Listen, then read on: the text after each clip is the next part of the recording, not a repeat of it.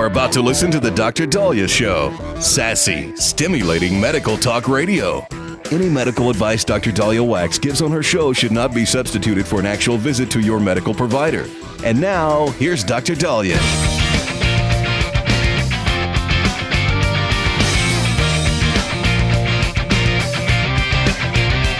All right, we are back on the Dr. Daliah Show. Thank you all for tuning in. 1-877-Dr. Daliah, 1-877-DOCDALI. So I have some of my grapefruit that I've been eating this morning, and boy, is it dripping down the shirt. This was a really juicy grapefruit.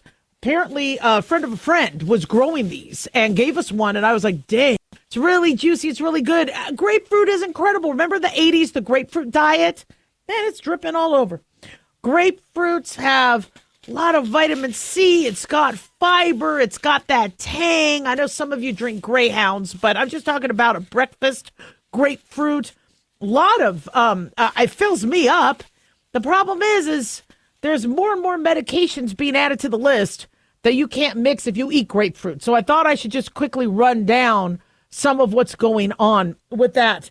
So grapefruits interact with the cytochrome P450 system. So your cytochrome P450 3A4 enzyme helps metabolize drugs. And so the pathophysiology is that grapefruit juice contains compounds called furanocoumarins that stop the CYP3A4 enzyme from breaking down drugs in the intestines.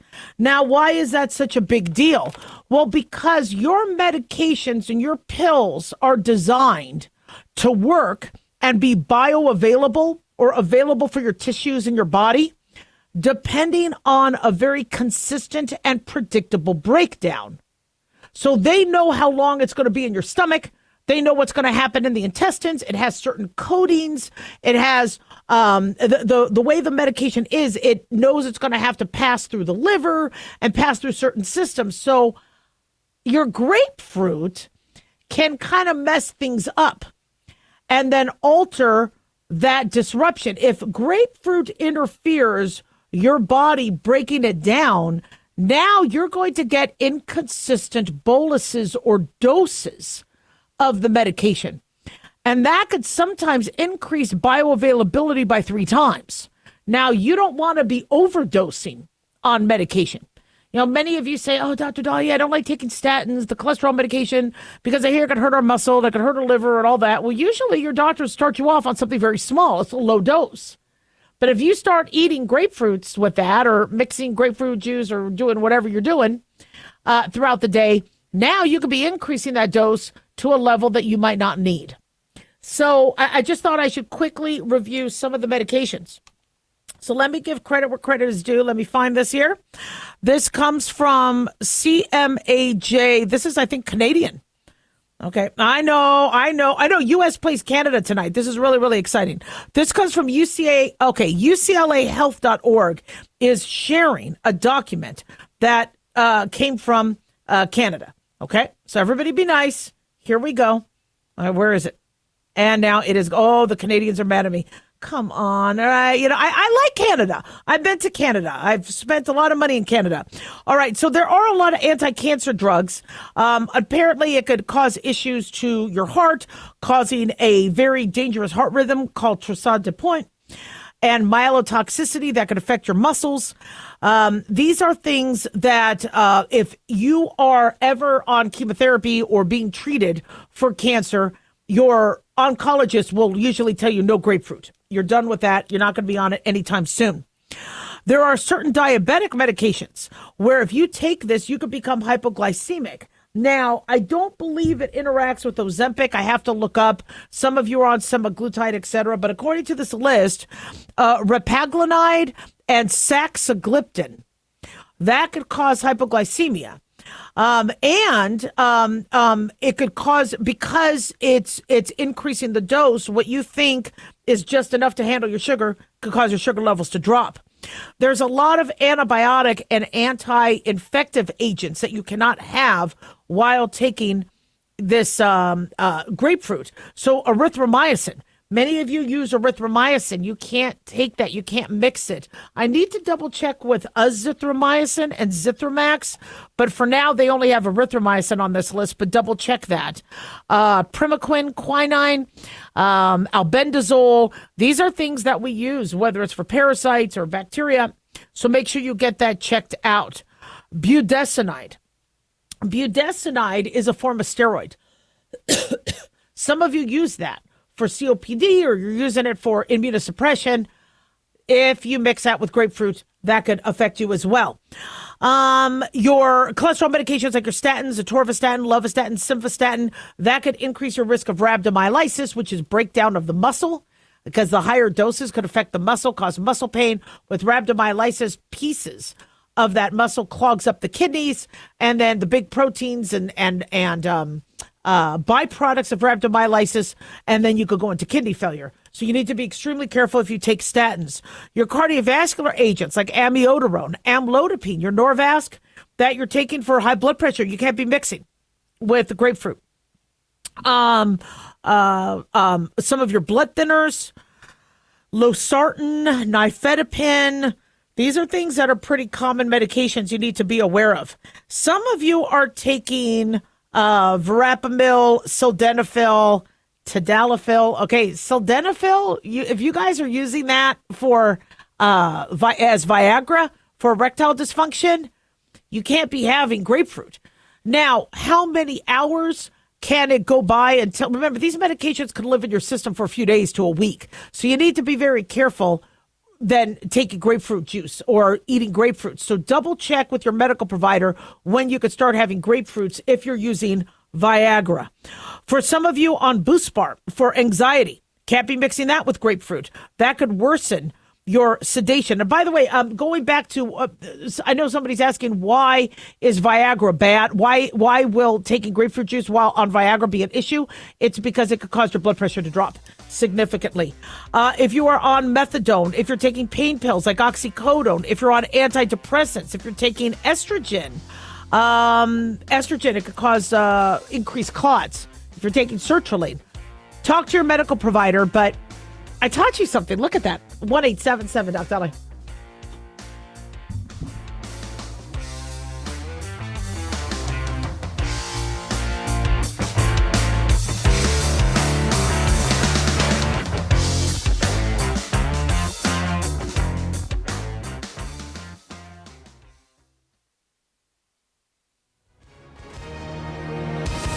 Hi, everyone. If you've been injured in an accident and think you deserve compensation, listen up. We have legal professionals standing by right now to answer your questions for free. They'll tell you if you have a case and how much it's potentially worth. Call 800-710-5100.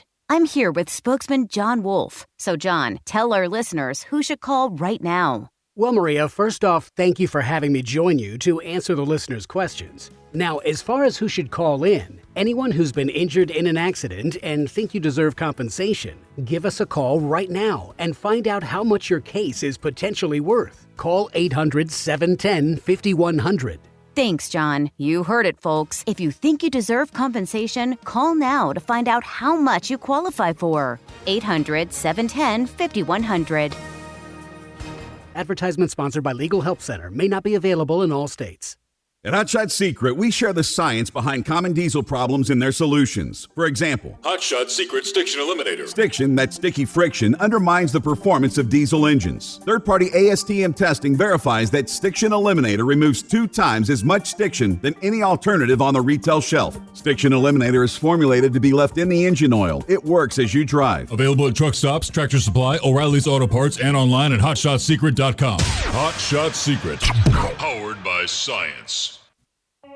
In a study, it was found that 33% of 44 herbal supplements had no trace of the advertised herb. Don't let that happen to you. Hi, this is Dr. Mitch. If you want to ensure quality, please go to TotalWellness.com. Supplements made for physicians only now available to you too. TotalWellness.com, helping you to look good, feel good, and enjoy total wellness.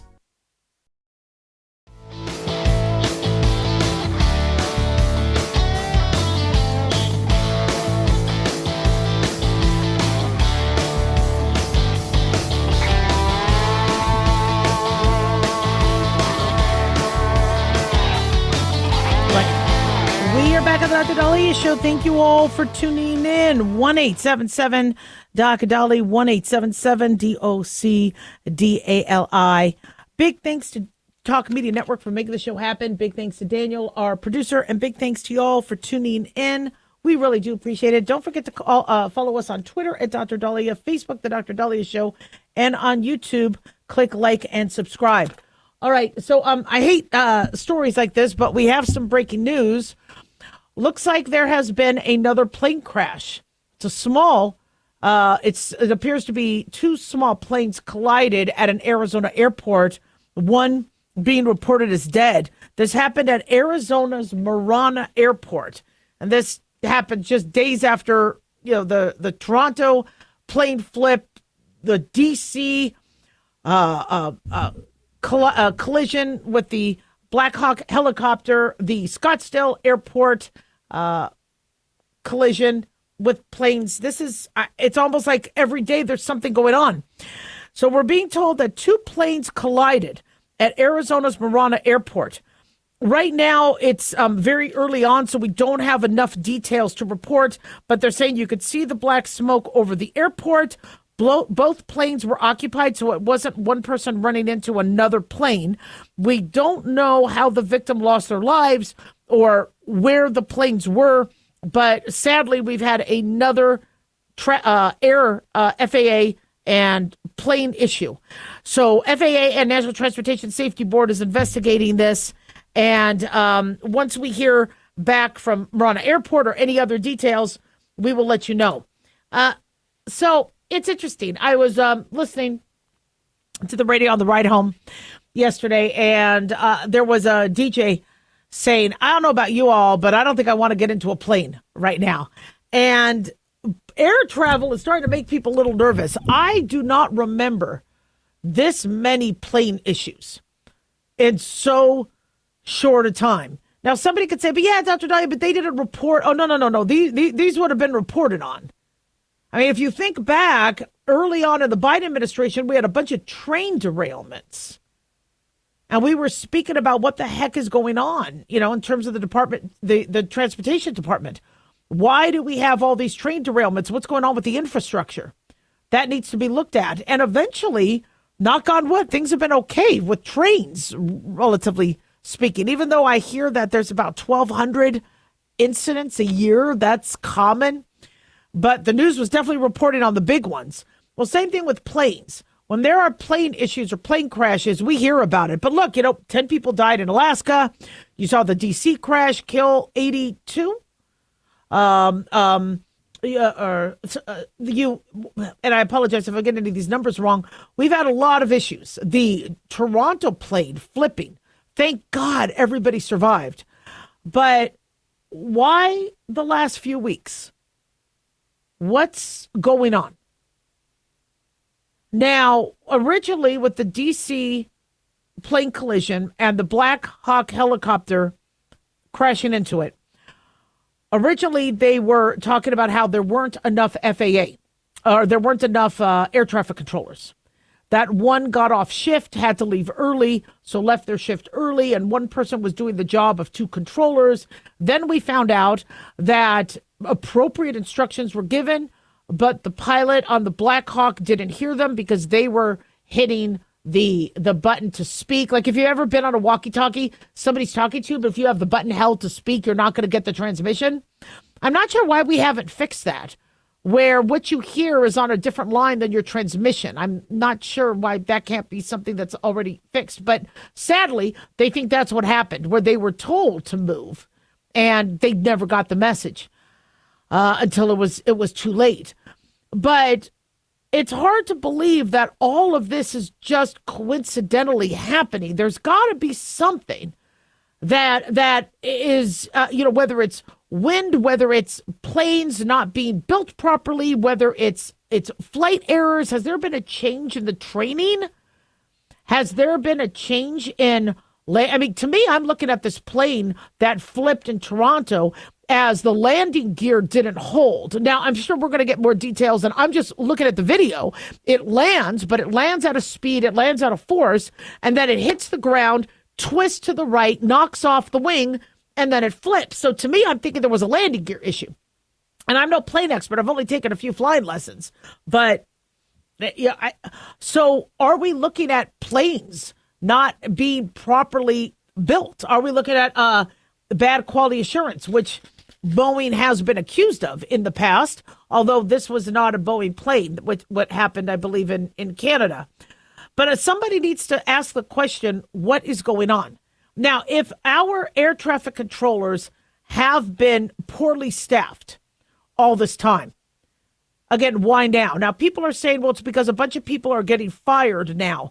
But a lot of these incidents happened before the firing and before the layoffs. There's more to this. And I understand, people want to blame one particular thing, but I think there's like a multitude of factors that are just all coming to a head. And I'm confused by that. And if there is an underlying issue, now maybe it is weather. We have had horrific weather the last few weeks. I mean, look at what's going on in the Midwest now and the Northeast with the freezing cold. And, we do see, sadly, plane crashes and things happen in weather. You see also with the heat causing turbulence and other things as well. But it's just, would you travel? And I'm hearing people say, I'm not getting into a plane. Like, I have to travel. I'm actually going to be traveling a lot over the next few months. And I feel safe getting into a plane when you look at all the thousands upon thousands of flights that happen a day. Yeah, and I trust pilots. I trust the crew. I trust the plane I'm going into. I trust the air traffic controller. But I think the travelers want a little bit more clarity of what is going on. Arizona, I don't know if this airport is seeing snow. And I get people slide off the runways and they do their best to, make sure it's iced and make sure that the plane could still land safely. But Arizona, they're not, I think they're what, at 60, 70 degrees right now? So, for Phoenix, that is, somebody's got to ask a question, and we as consumers need answers. So when I'm starting to hear people say, I can't see my flight, I'm not getting on a plane, no wonder they're worried. Now, I always say this because my husband and pilots always say this, that the most dangerous part of flying is the drive to the airport. I get that. You have a higher chance of getting into an accident on the road. But it's almost like every day there's some incident. Now, we've had plane crashes throughout. It's just why so close together? And some people tell me that they've been fearful of flying. They can never get on a plane, but they have to. We've had a death in our family. And, I've been talking to some people about traveling. And it's not easy. If you are fearful of flying, the longer you go with getting into a plane, the harder it is. And I have family members that will not fly. They just refuse to get on a plane. They just won't do it. These are distant family members. I fly all the time, but I don't think about it. I'll get on a plane. I just don't think about it. I pray, and I just don't think about it. But when you do think about it, it could be very overwhelming. And by the way, for those of you that have fear of flying, you don't have a mental disorder. Don't let anybody say you have a mental disorder. If you fear getting into something that's going thousands of feet up into the air, that's your animal instinct. Now, I'm fine with flying, but I am scared of heights. I don't want to be scared of heights. But if I am at Six Flags and I am how many hundreds of feet up in the sky and I am being held, by a harness on something that's going to flip me upside down, I get scared. Disneyland used to have this ride where you were in a little, cup, not the teacups, and they would shoot you up into the sky. And I was with my grandmother, may she rest in peace, and she's giggling and happy, and I'm scared. I am holding on for dear life, and she's fine with it. And I was so scared as a little kid. They got rid of that ride at Disneyland. It would go really, really up into the sky. And I was a kid, so it might have seemed really high. And then you would go and you could see the whole park. But I don't do well. My legs, I just freeze. I don't want to. I'm like, quit being a baby. But boy, instinctively and animalistically, not good. So For those of you that do struggle with flying, but you do need to fly, your medical provider could offer some help. There is therapy. There's like baby steps and small flights and little things that we do from a psychological standpoint to help get people ready for flying. But for those of you that are a little freaked out about what's been going on the last couple weeks, I hear you. It's just the longer you go without flying, the harder it is to get back in a plane. But if you want to wait until you get some clarity, I don't blame you. 1-877-DOC-Daliah.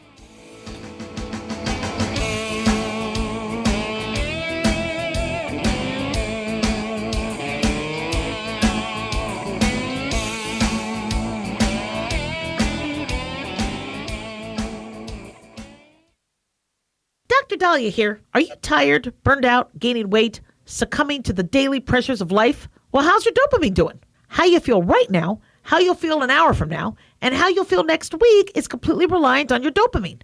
Our daily motivation and willingness to push through challenges depends on the intricate chemical process dopamine provides. Christian Kalikas and I created Deploying Dopamine, a book that tells you what dopamine is, when it dysfunctions, and how to successfully deploy it when needed. Find Deploying Dopamine on Amazon today. Check it out. Carl Amari here to tell you about our newest website for old-time radio lovers. It's 100radioshows.com. At this site, there are 5 old-time radio shows waiting for you to download free as our gift to you, and be sure to browse the additional 700 old-time radio shows available to you for 70% off by using the promo code RADIO at checkout. This is a limited-time offer, so log on to 100radioshows.com. That's 100radioshows.com.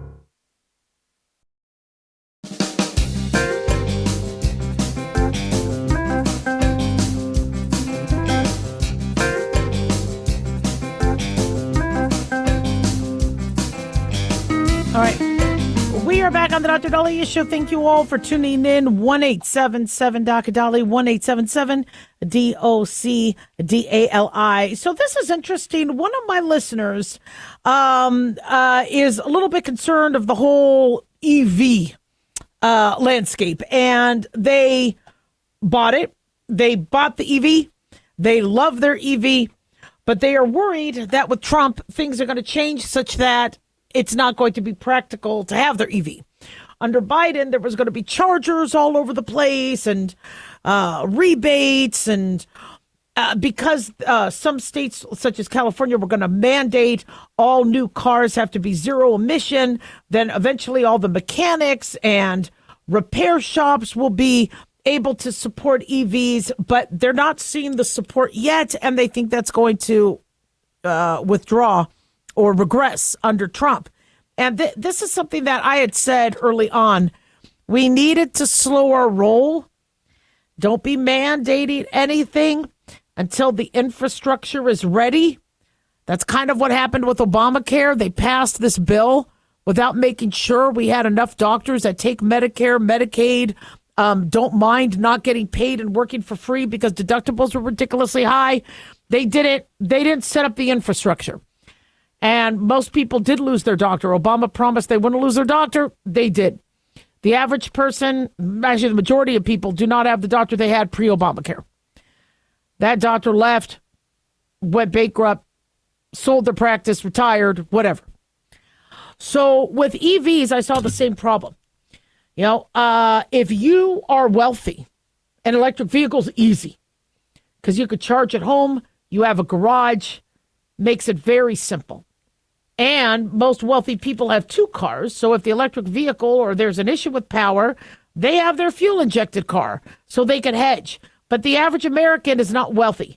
The average American is struggling paycheck to paycheck. And you came up with these ridiculous benchmarks in under the guise of, well, you're helping the environment. And it made a lot of people panic. And I'm sorry, I know some of you do not like me saying this, but I really would like somebody to give us the data of how many of these homes in the Pacific Palisades and Malibu burnt to a crisp and were inextinguishable because there was an electric vehicle in their garage. We know electric vehicles are inextinguishable. And so we have to, as firefighters, have to just let them burn out. How many of these neighborhoods were like, you know what, we can't even attempt. We don't have the water. We just have to let them burn out. And California is the electric vehicle mecca of the country.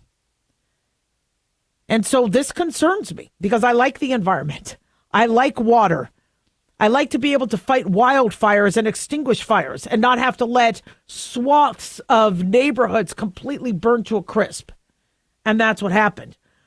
Well, apparently we're being told that Nikola, an electric vehicle company, it was an EV startup, is now collapsing. Sluggish demand, huge costs, and investors that are leaving apparently are struggling. Fisker, Proterra, Lordstown Motors, or other EV startups that went public during the pandemic. They've also filed for bankruptcy, according to Daily Mail.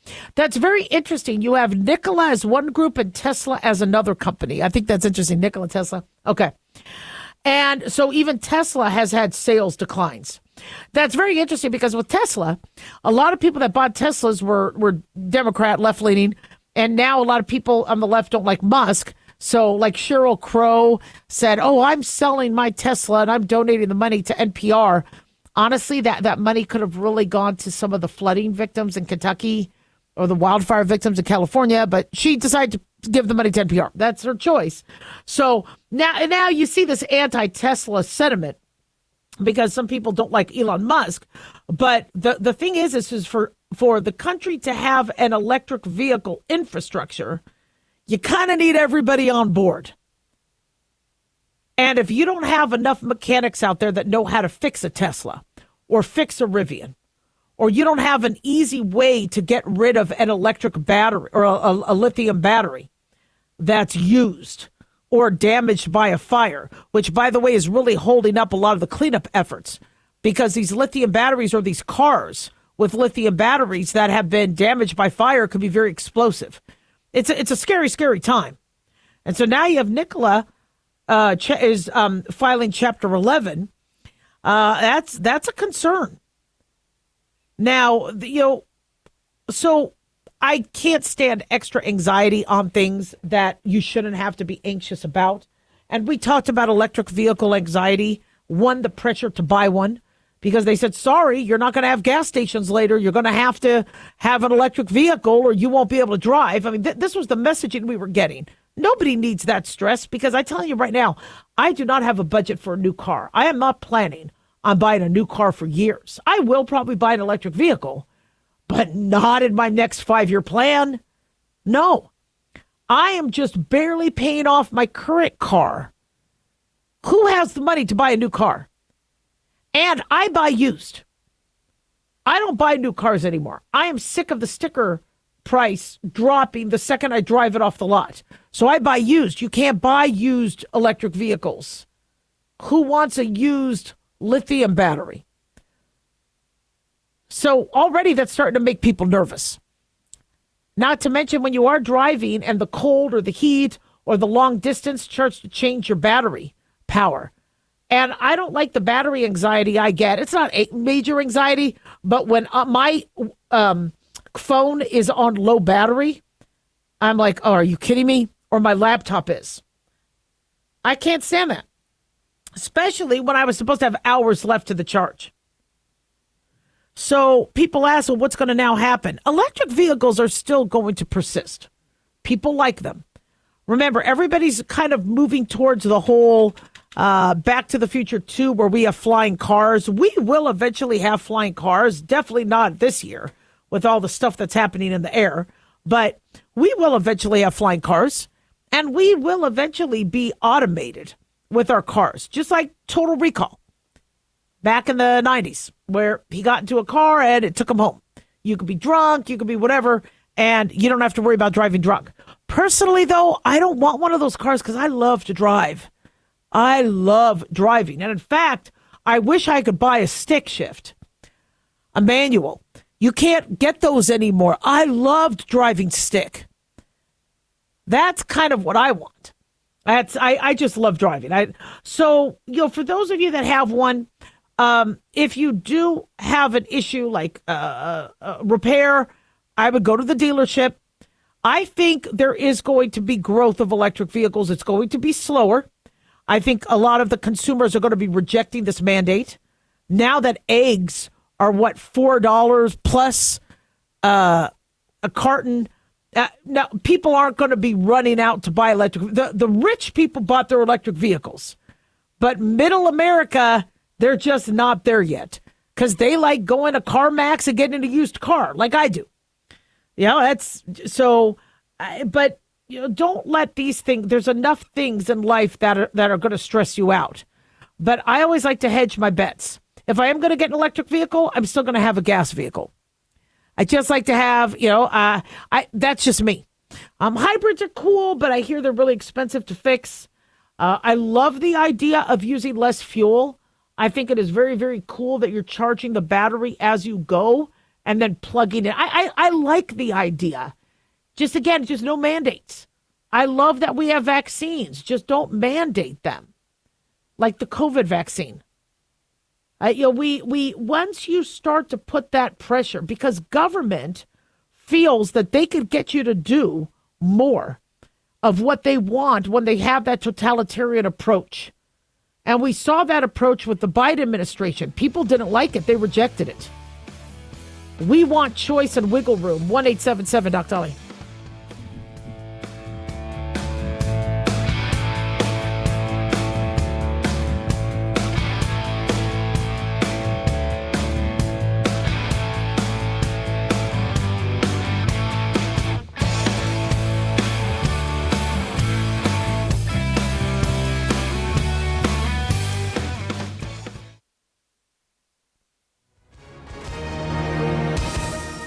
Hi, everyone. If you've been injured in an accident and think you deserve compensation, listen up.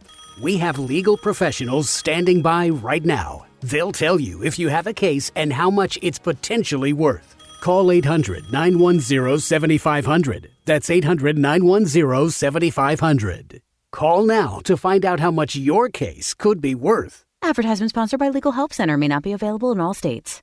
At Hot Shot Secret, we share the science behind common diesel problems. For example, Diesel fuel cetane levels. the cetane rating in diesel fuel is 42 to 45. Most diesel engines operate more efficiently with a cetane rating of 48 to 50. One treatment of Hot Shot Secret Diesel Extreme will raise your cetane 7 points, increase fuel economy, and improve cold starts. Hot Shot Secret Diesel Extreme is available nationwide at truck stops, fine farm and auto stores, and online at hotshotsecret.com. Hot Shot Secret, powered by science. Self-reliance. It's not a phrase we hear much in our culture these days. It might conjure up images of pioneers, the West, rifles, strapping men, and strong women. But what does it mean for us in today's world? The New American Magazine has just released its latest collector's edition, Self-Reliance, Foundation of Freedom. In it, the New American authors outline the necessity of self-reliance for a free people, tips for self-reliant living, and the importance of not giving up hope. This unique edition includes articles on the self-sufficiency of the founders, preparing for a worst-case scenario, firearms, financial self-reliance, the importance of community, and many other topics by expert writers. Now, for a limited time, the New American is offering a bundle of 3 collector's editions, Self-Reliance, The Great Reset, and Trump World, for just $19.95. Available at shopjbs.org. Visit shopjbs.org today.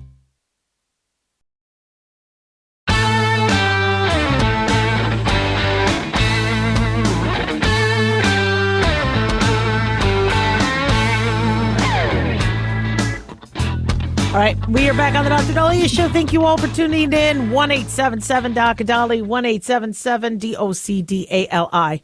I don't know if I would be a good president because I really like to please people. I want to make sure everybody is happy. But sometimes you need to get stuff done despite everybody being happy. And even though my top priority is getting stuff done, I notice I get some hesitancy if I'm like, well, somebody's going to be grumpy with me. Somebody's going to be so like this federal worker layoff thing. This I'm torn on. I get why Trump is laying off tons of federal workers.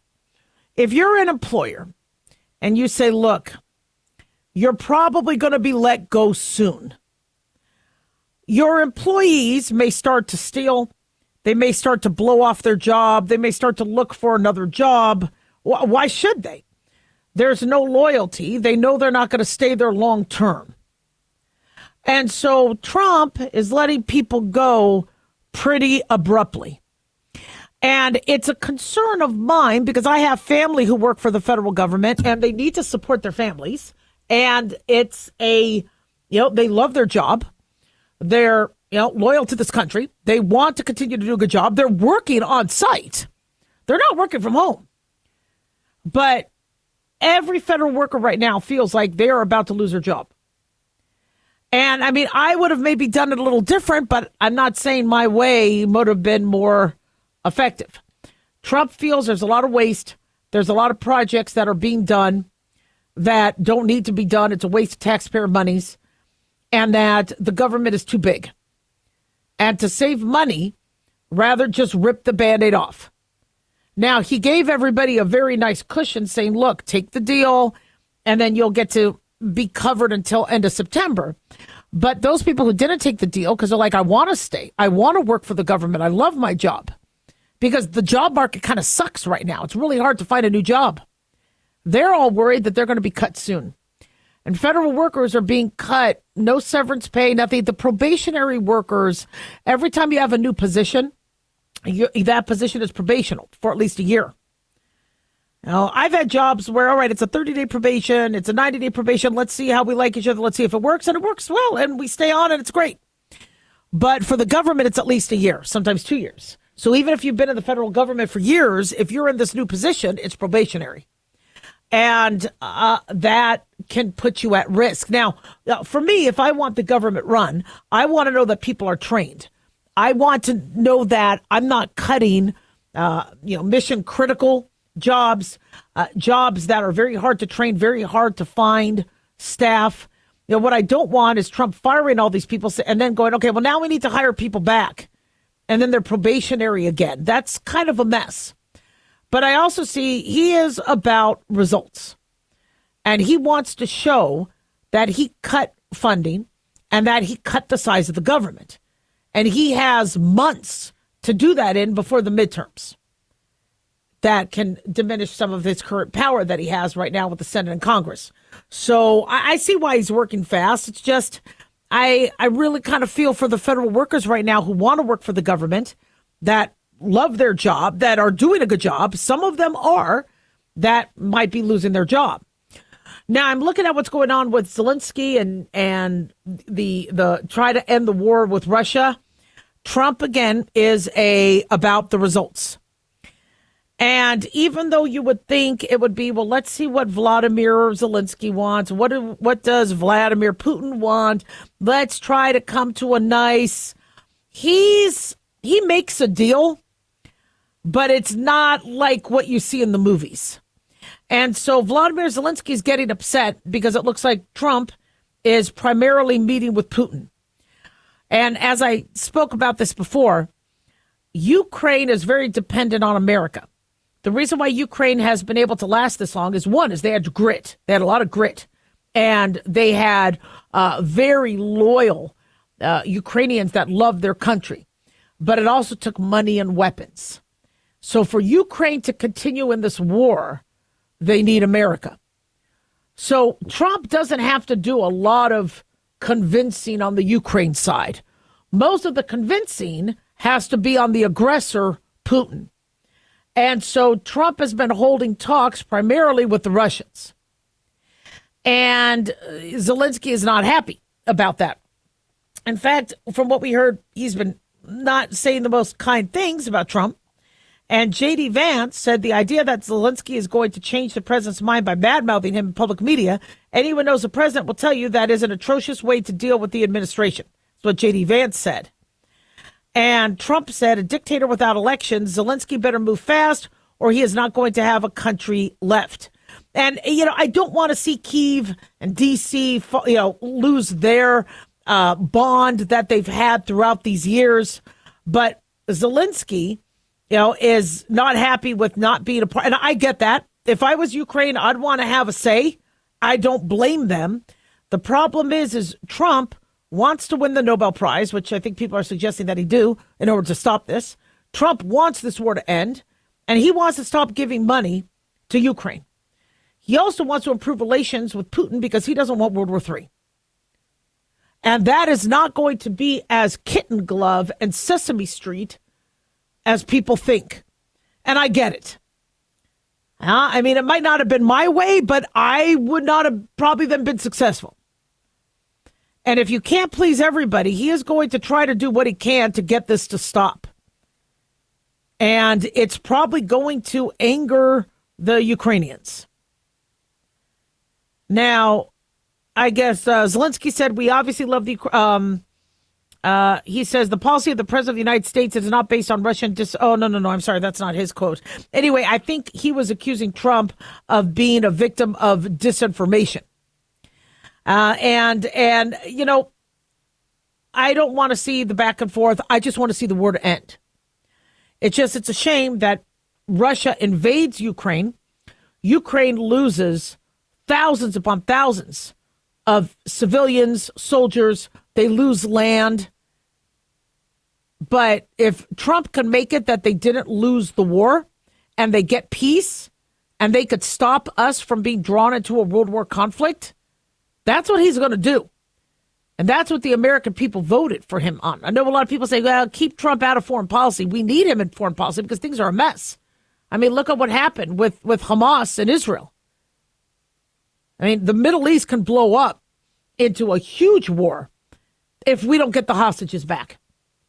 And if they continue to do terrorist acts on Israel. Yeah, you know, it does take somebody with some cojones and chutzpah and grit to get this to stop.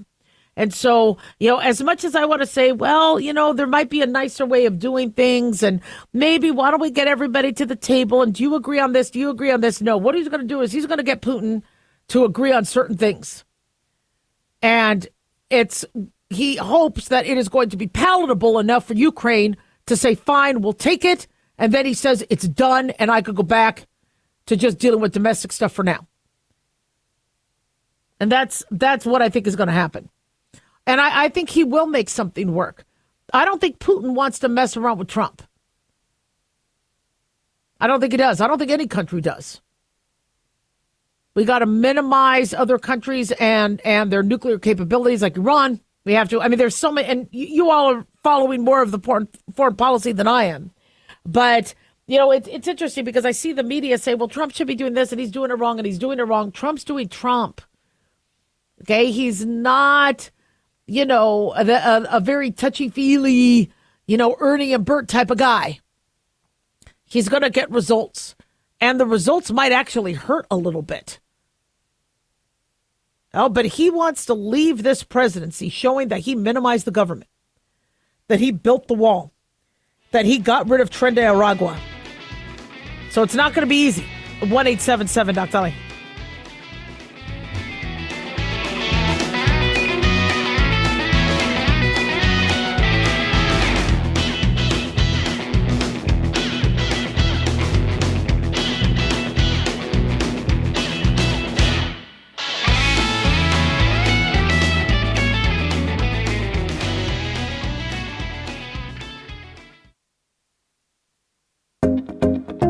Did you know that healthy arteries make a gas? Yes, actually 3 known gases. Hi, I'm Dr. Mitch, and nitric oxide is a gas that's readily made all day long to keep our arteries open by relaxing the blood vessel walls.